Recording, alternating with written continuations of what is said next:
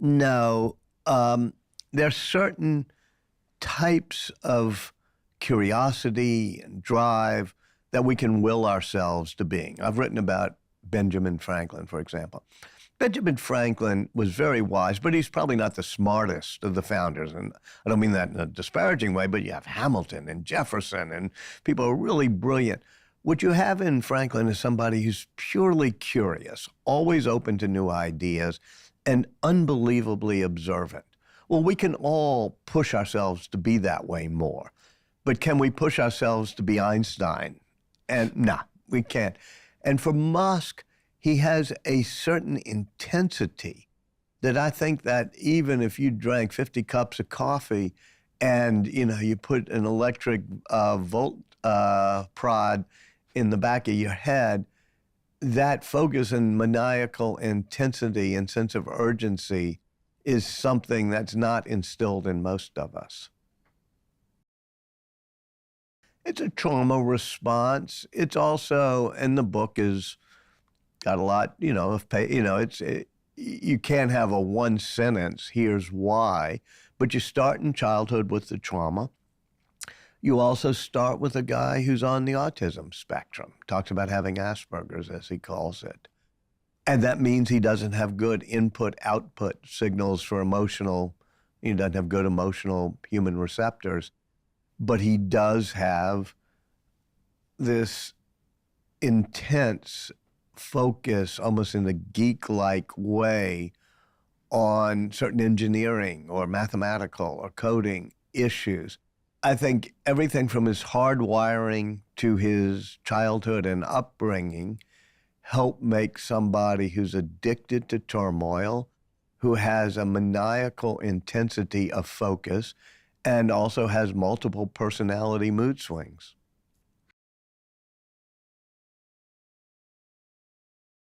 Oh, absolutely. I mean, there's like 20, 30 times in the book. And he goes ballistic. I'll tell you a fun one, which is just last Christmas, not too long ago. He was at Twitter headquarters, and he looks at all the engineering things, and they have 3 server farms, one in Portland, one in Sacramento, and one, I think, in Atlanta. And he does the calculus in his head, and he said, we don't really need 3 different redundant server farms. And the engineers say, well, yes, we do, because we need backups and we need caching or whatever. And he says, no, you're not going back to first principles thinking. If you look at this, anyway, he decides they should get rid of the servers in Sacramento. Well, they say, fine, but that'll take 6 months and he said, no, you can do it in 6 weeks. And the engineers, and I'm sitting there in the meeting, and he's getting really dark, and they don't know how to deal with him because this is like a month after he took over Twitter, so they don't know this dude. And they're saying, well, no, I'm sorry, Elon, we can't do it. And he'd say, you can do it in 6 weeks. And by the end of the meeting, he said, you can do it in 6 days. He gets really dark. And he decides he's going to fire them. But it's December 23rd. So it's like 2 days before Christmas. He does fire them. But the next day, Christmas Eve, he's flying from San Francisco to Austin, Texas to go home for Christmas. He's with 2 young cousins on the plane who are engineers. And one of them says, why don't we just take those servers out ourselves? Elon Musk makes a U-turn in his airplane, tells the pilot to go to Sacramento. They were already over Nevada. They land. He rents, there are like 4 of them on the plane. They rent a truck, a sort of what we call a U-Haul truck, a rental truck. And they go to the server facility, and the guard there is like flummoxed. It's Christmas Eve, and they're forcing their way in, and they're looking at the servers, and one of the engineers says, well, we can't take them out because we need engineers to take off these elevated floors, those floor tiles where people say. And Musk turns to his bodyguard and says, do you got a pocket knife? The guy goes, yeah. And he takes a pocket knife and pulls up one of the vents, rips up the floor thing, goes underneath the floor panel with a set of wire cutters that he got from Home Depot and cuts the cable to the servers. And they start moving them out and put them in the U-Haul truck. And this is Musk and by the way, it's typical of Musk because it works fine for a few days. Then you can see the service getting a bit degraded, but then eventually it comes back. And he says, you got to take risks. If you're not sort of causing 20% of the problems from the risks you take, you're not taking enough risks. But there it is, and they got rid of that server farm in Sacramento.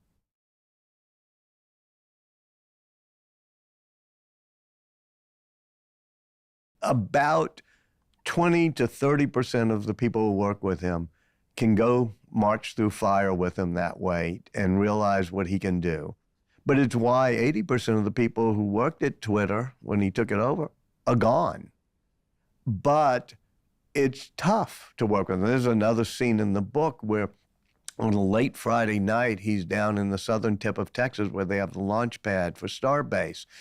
And it's a Friday night after 10 p.m., and he looks at the launch pad area and says, why are there only 3 or 4 people working? And this poor guy, Andy Krabs, nice, tall, Southern young engineer, says, well, it's a Friday night and we don't have any launches scheduled. And Musk goes dark on him and says, I want tomorrow 100 people working. I want them to come from California, Florida, get them in here, and we're going to stack this rocket, even though we're not planning to launch anytime soon, but we're going to have what's called a surge. And they fly people in. People are sleeping on the ground, on the floors, to do this surge. And Andy Krebs survives it and does pretty well, but eventually he quits. He says, man, I have a kid. I just can't keep going through these things with Elon. And so that's in the book. About 3 weeks ago, I was in Los Angeles and talking about the book, and I see this tall guy I recognize coming up after the speech. It's Andy Krebs. I said, what's happened? He said, well, as you know, I quit, and I came back to Los Angeles, and I got a much easier job. But I decided I'd rather be burned out than bored, and I've asked Elon if I could come back because I don't want to miss working for SpaceX.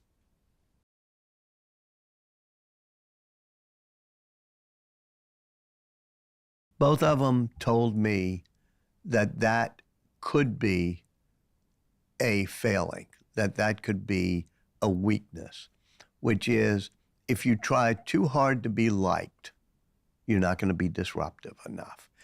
And Musk even said empathy and collegiality can be your enemy. And Jobs told me, you think you're very empathetic and you care about other people's feelings, but sometimes you take it too far and you do it out of vanity. You want people to like you. You care too much about whether the people working with you love you. And he said, that's not the way to create a disruptive organization. Do you agree with him? Yeah, I agree. I think I ran Time Magazine just fine. We can ask other people, but with CNN, I sat there worrying about, I won't name names, but these anchors on CNN who truly were problematic, and yet I wanted them all to like me, and I was probably not tough enough. But I also finally got to the know thyself, which is, all right, this is not the job for me because I'm better off trying to inspire teams that are friendly and collegial. The way Jennifer Doudna, the heroine of my book, The Code Breaker, the one who helped invent CRISPR technology, in her lab and in her companies, if they're going to hire somebody new, even a graduate student to be in, working with the pipettes and the test tubes, they make sure the whole team meets that person. And then they all discuss, will this person fit in well? Whereas, and that's a culture that I can relate to. But an Elon Musk says, no.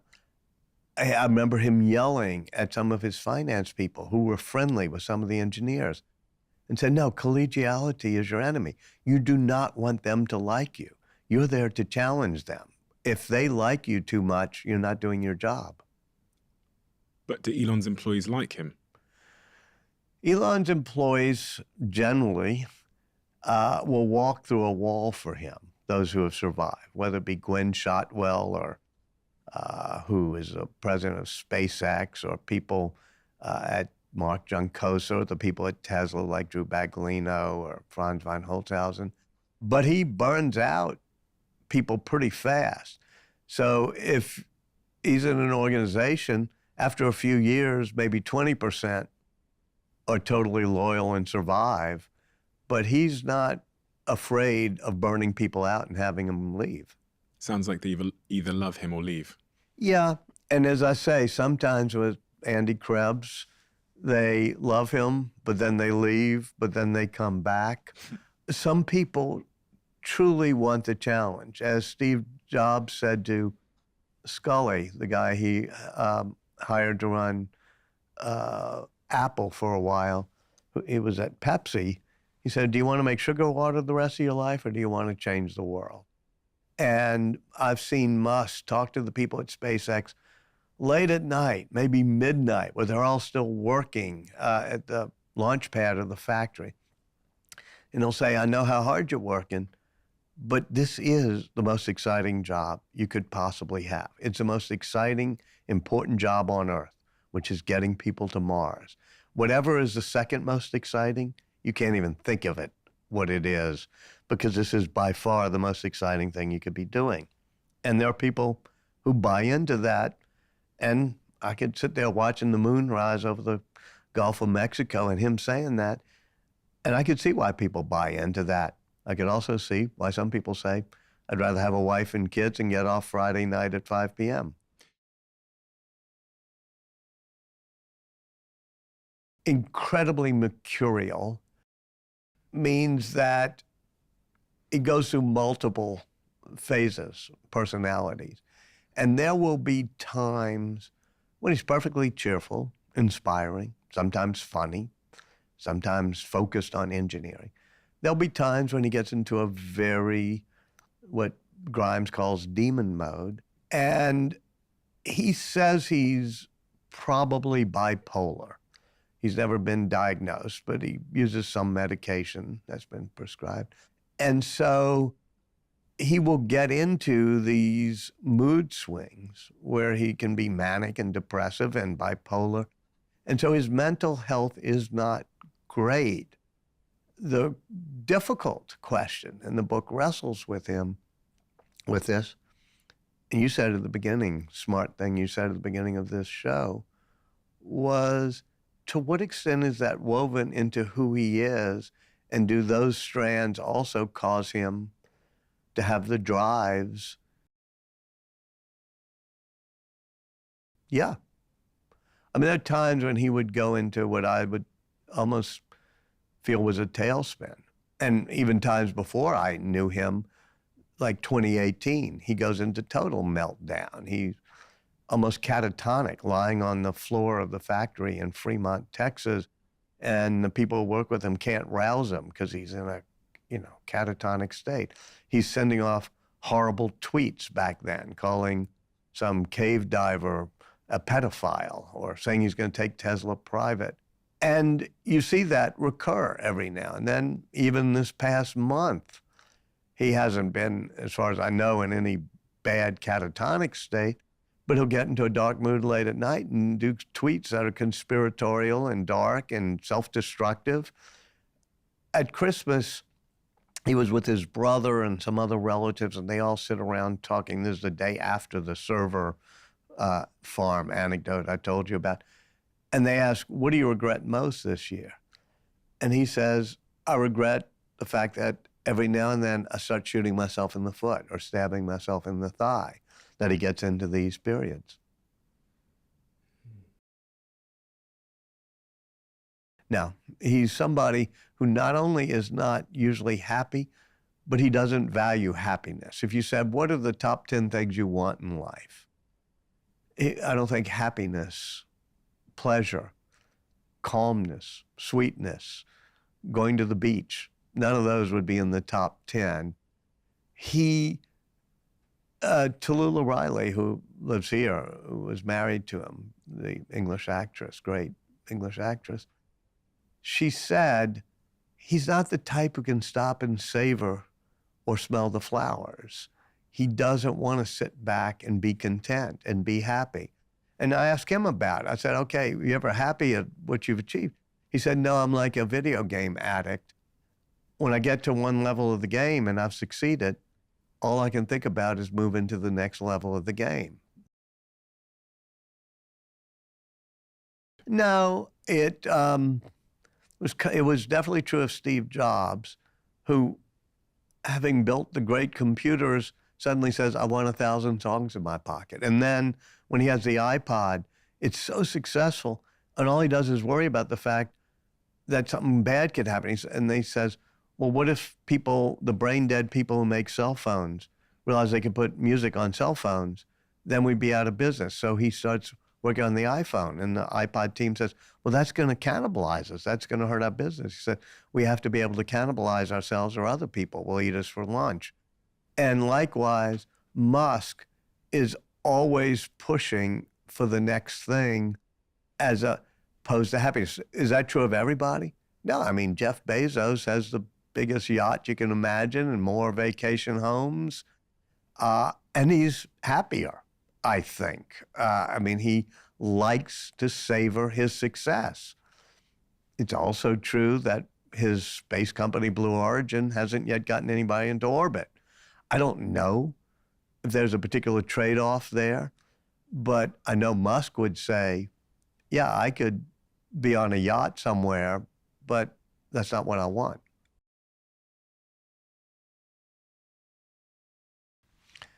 You know, Elon loves drama and turmoil, right? That's from childhood. He associates it with childhood and love. And whether it's at Twitter or at SpaceX or Tesla, he's always surging and wants drama. Well, for better or worse, I would say for worse, his emotional, personal love life tends to be that way. He likes drama and fighting and intensity in his relationships. Of the people he's been with, most have had this fiery intensity to them, from his first wife, Justine, all the way through Amber Heard, who I think's legendary in the intensity, shall we say, of the relationships, and to some extent Grimes. Now, there have been a couple of exceptions, one of whom I mentioned is Tallulah Riley, whom he was married to, English actress, and she's great and loving and calm, and was a calming influence, and was the best thing to happen to him, in my opinion, when it came to romance. But he always valued the intensity, and she rightly knew herself and said, this is amazing, and I really love everything happening, but this is not who I am. I want to be back in a more calm environment. And eventually she leaves and comes back to England. So with his own children, his lovers, his wives, there is the same intensity that's baked into everything he does. He was so lonely as a child that his biggest fear is being alone. He always loves having one of his children. I mean, down at the rocket launch, there's Griffin, there's X. He was he has a child who's autistic and needs a minder generally. I mean, enough so that he's still a very wise teenager, and even asks things like, why doesn't the future look like the future, Dad? Which is one of the things that spurs Elon into making Cybertruck so futuristic. So he always likes having some of his children around him. He always likes having a companion, but that doesn't mean he likes calmness.